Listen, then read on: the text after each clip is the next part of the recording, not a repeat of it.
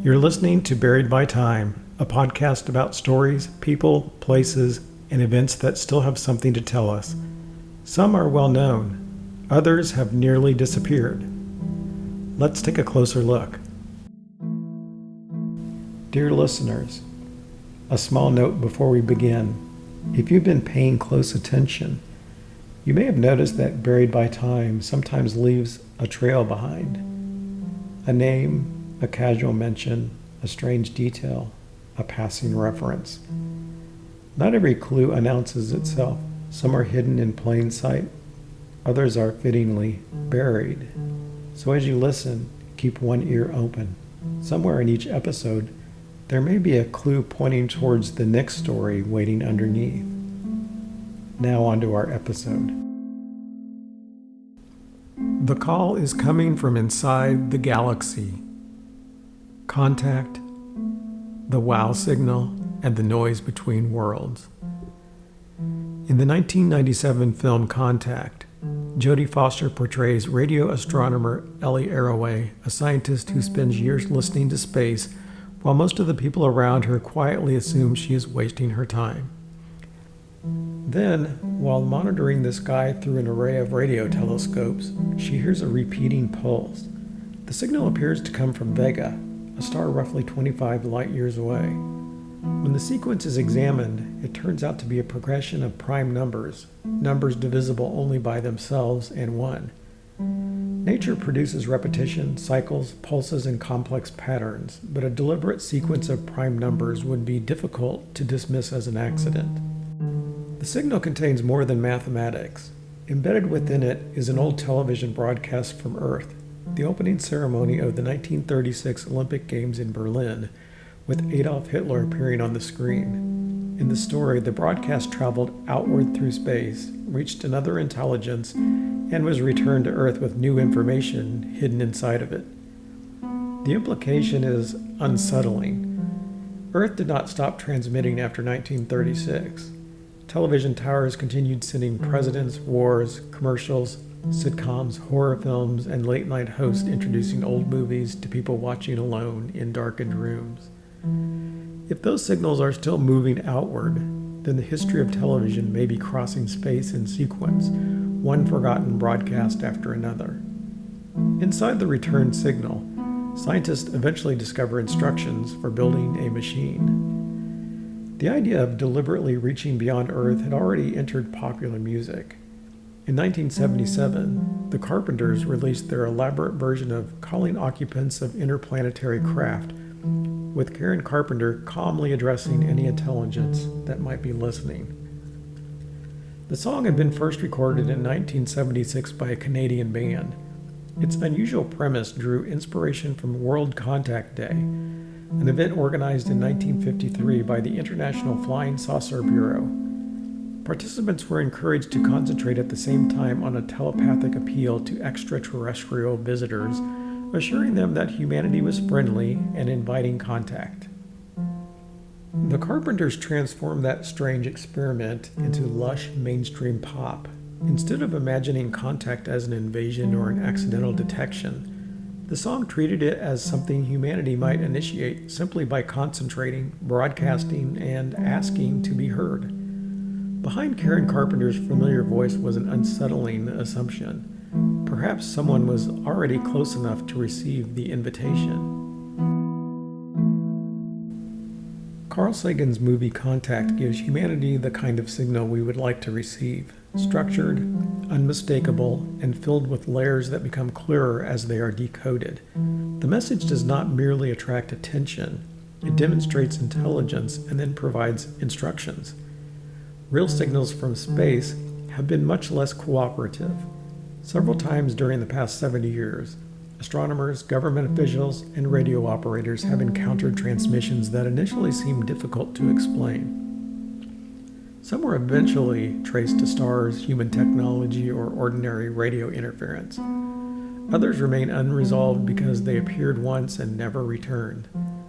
None has been confirmed as a message from extraterrestrial intelligence. Even so, each case reveals something about how difficult genuine contact would be to recognize. A signal would have to survive a world already saturated with transmissions from satellites, aircraft, radar installations, cell towers, navigation systems, faulty electronics, and military equipment. It would need to behave like something coming from the sky rather than from a transmitter on Earth. Ideally, it would repeat, allowing other observatories to confirm it independently. It would also need to contain enough structure to distinguish a message from a natural event. A pulse alone would not be enough. Stars pulse. Rotating objects sweep radiation across space. Magnetic fields rupture and release immense amounts of energy. The universe can imitate technology without intending to communicate with anyone. The first challenge may not be receiving a message. It may be proving that the message is not simply the universe doing something we have never seen before. In 1967, 24-year-old graduate student Jocelyn Bell was working at the Mullard Radio Astronomy Observatory outside Cambridge, England. Bell had helped construct the telescope herself. It was an enormous field of posts, wires, and cables built to study radio emissions from distant quasars. The instrument produced long paper charts, and Bell's job included examining those charts for unusual patterns while separating genuine astronomical activity from interference caused by equipment on Earth. Radio telescopes regularly detected arc welders, sparking electrical devices, badly shielded automobiles, and other human-made disturbances. Bell became skilled at recognizing their signatures. Among miles of recorded data, she noticed a small patch of what she called scruff. The feature occupied only a tiny portion of the chart, but it appeared to return from the same region of the sky. On November 28, 1967, the source appeared again. This time, the faster recording equipment captured a sequence of pulses separated by approximately 1 1/3 seconds. The regularity was extraordinary. Natural astronomical objects were not known to produce radio pulses with timing that precise. Bell and her supervisor, Anthony Hewish, checked the equipment and observed the source with another telescope. The signal remained fixed among the stars rather than following the movement of something nearby on Earth. For a time, this source was informally associated with the initials LGM for Little Green Men. The label was partly a joke, but the possibility of an artificial beacon could not immediately be excluded. Then Bell found another pulsing source in a different part of the sky, followed by others. Multiple civilizations transmitting similar beacons at the same moment seemed considerably less likely than a new category of astronomical object. The signals came from pulsars, the dense collapsed remains of massive stars. A pulsar rotates rapidly while sending beams of radio energy outward from its magnetic poles. If one of those beams crosses Earth, a radio telescope detects a pulse with every rotation, much like seeing the repeating flash of a lighthouse. The signal looked artificial because no one yet knew that nature could build a clock from the remains of an exploded star. That pattern would repeat throughout the history of radio astronomy. An unexplained signal appears. Its regularity or intensity seems engineered. Scientists consider the possibility of intelligence while also searching for equipment failures, interference, and unknown physical processes. Sometimes the final explanation becomes more extraordinary than the original suspicion, although it is not the explanation people first imagined. During the 1950s, another alleged message passed through a far less orderly investigation involving two sisters in Chicago, amateur radio operators, the United States Air Force, the CIA, and a persistent researcher named Leon Davidson. In 1955, Mildred and Marie Meyer reported that they had recorded a radio program containing an unidentified series of coded sounds. Other amateur radio operators were said to have heard the transmission, which acquired the description "space message." Government scientific officials became interested enough to obtain a copy of the recording. According to a later CIA history based on the agency's own records, analysts determined that these sounds were ordinary Morse code from a known licensed radio station in the United States. That should have ended the case. Instead, the government's desire to conceal exactly which agency had examined the recording created a confusing trail of partial explanations and misleading statements. Leon Davidson, a chemical engineer and UFO researcher, learned about the tape and began asking who had translated the code, what it said, and where the transmission had originated. One government employee who had contacted the sisters was presented as connected to the Air Force, although he actually worked for the CIA. The Air Force acknowledged that another government organization had analyzed the recording, but the identity of that organization remained hidden. Davidson continued pressing for a complete translation and the identity of the transmitter. Internal government communications referred to his repeated demands and discussed how officials could respond without revealing CIA involvement. He was eventually told that the signal was of known American origin and that the tape and accompanying notes had been destroyed to conserve storage space. That sentence, stripped from the rest of the story, sounds like the conclusion of a much darker event. A message from space was received, analyzed, and destroyed. The surviving record supports a more mundane explanation. The transmission was identified as Morse code from an American station, while the government destroyed or discarded some of its working materials after the analysis. Yet officials had also concealed identities, allowed the Air Force to give misleading information, and avoided providing Davidson with a straightforward account. The secrecy did not protect evidence of extraterrestrial contact. It protected the ordinary machinery of intelligence work. The result was nearly the same from the public's perspective. Once officials had been caught obscuring who had handled the recording, their explanation of what the recording contained became harder to trust. The case remains useful because it shows how easily uncertainty can be manufactured without any alien signal being present. A questionable transmission, incomplete records, and unnecessary secrecy were enough to transform Morse code into a mystery that lasted for decades. On August 15, 1977, the Ohio State University Radio Observatory was conducting a routine search of the sky with its large radio telescope, commonly known as the Big Ear. The telescope did not record sound in the familiar sense. It printed measurements of radio intensity using numbers and letters. Each character represented the strength of the signal detected during a short interval. The following day, volunteer astronomer Jerry Amon examined the printout and noticed a sequence that immediately stood apart from the surrounding data. 6EQUJ5. The characters were not a decoded sentence. They represented the rise and fall of the signal's strength.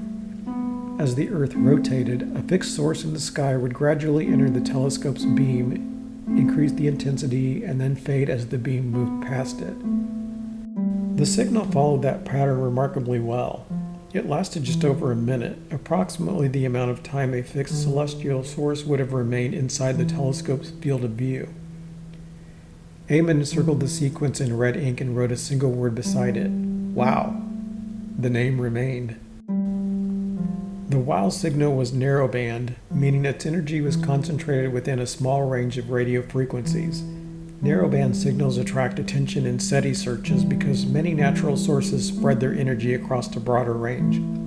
A concentrated signal can resemble a deliberate radio transmission, although narrowness alone does not prove that intelligence produced it.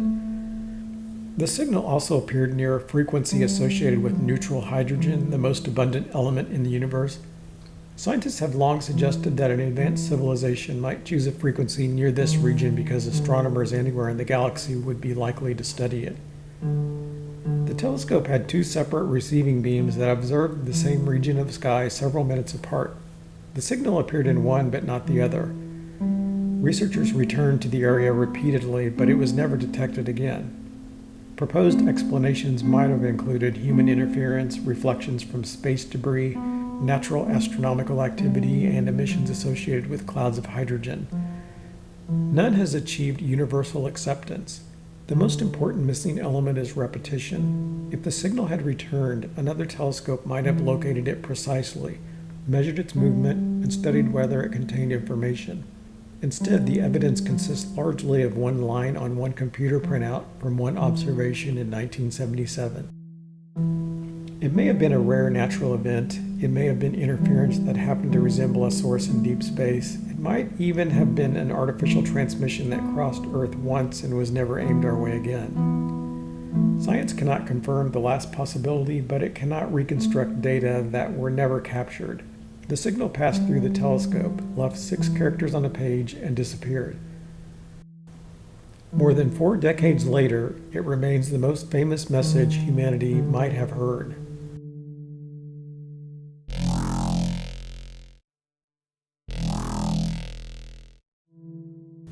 Another promising signal appeared in data collected in April 2019 while the Parkes Radio Telescope in Australia was observing Proxima Centauri, the nearest star to our Sun.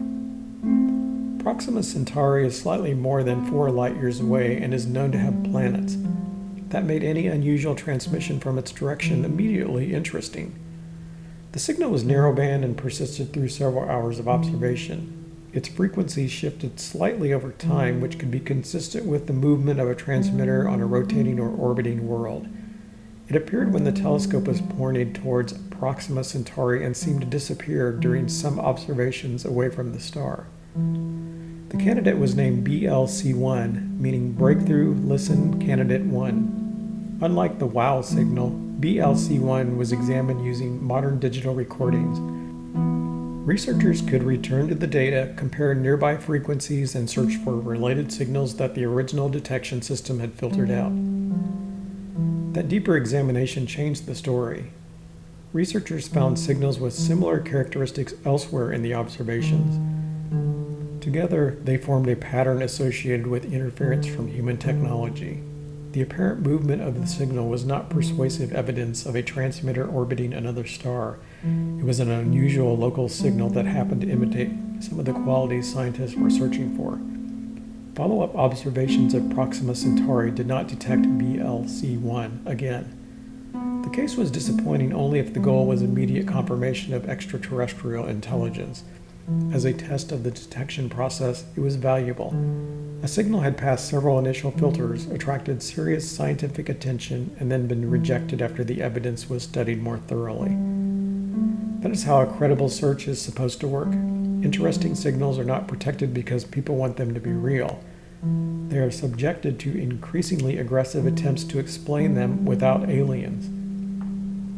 The same process has transformed another class of mysterious transmissions known as fast radio bursts.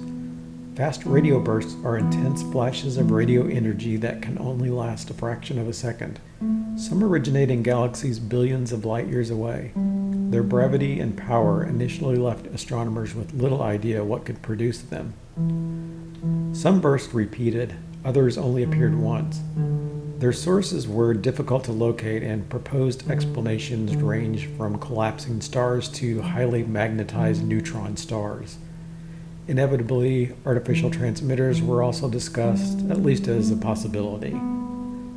Then, on April 28, 2020, observatories detected a powerful radio burst from inside the Milky Way. At nearly the same time, satellites detected X-rays from the same region. The source was a magnetar called SGR 1935 plus 2154. A magnetar is a collapsed stellar remnant with an extraordinarily strong magnetic field. During an eruption, it can release enormous amounts of energy in a fraction of a second. That observation demonstrated that magnetars can produce at least some fast radio bursts. It did not necessarily explain every burst ever detected, but it provided a natural mechanism for signals that had previously seemed almost impossible. Once again, nature had produced something that resembled a transmission. There is still a larger problem hidden beneath all of these cases. Human beings search for signals using assumptions derived from human communication. We expect a message to repeat.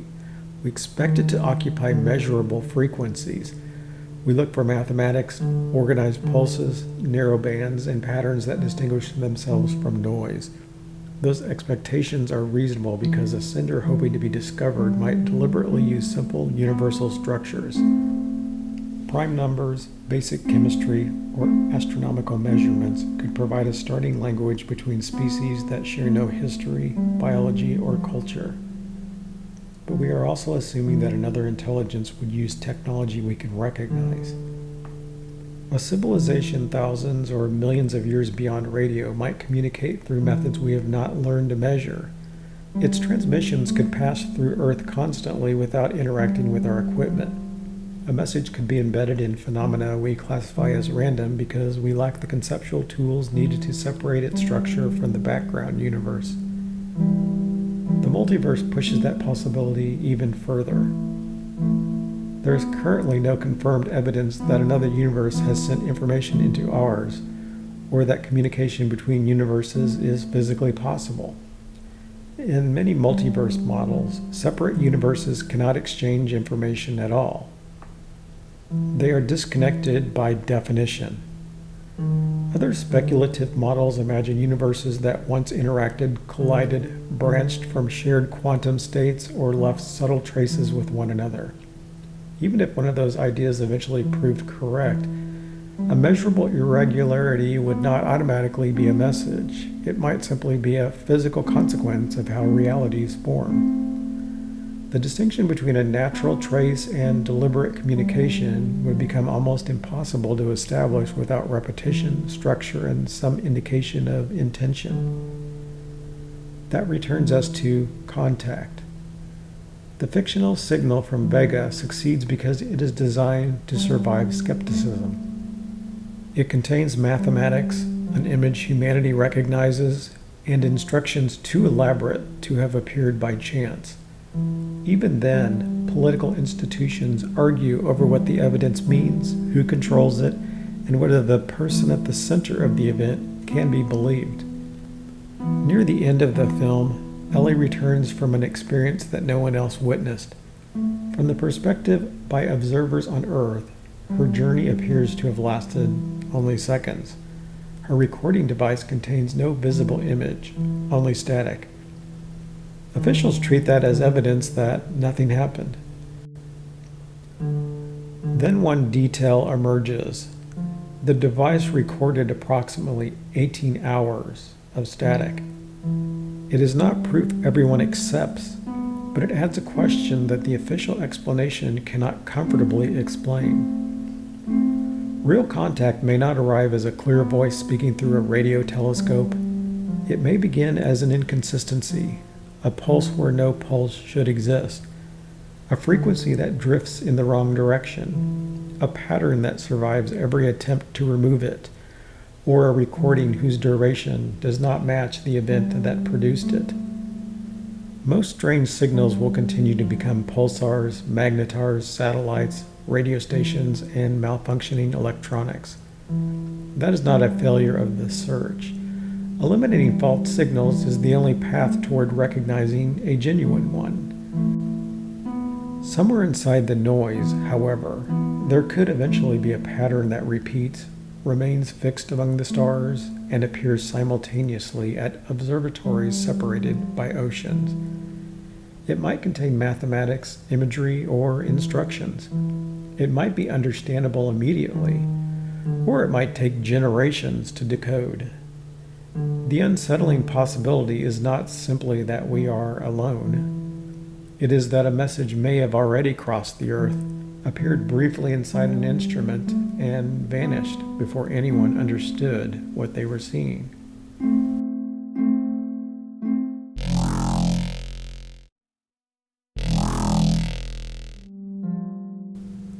Thanks for listening to Buried by Time. Remember, time doesn't kill history, it buries it. And if you're drawn to the story still waiting underneath, subscribe to Buried by Time and like the episode wherever that option appears. You can also support the show at buymeacoffee.com/whythankyou.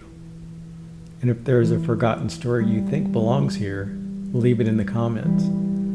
Until next time, keep looking closely. The past has a way of leaving things behind.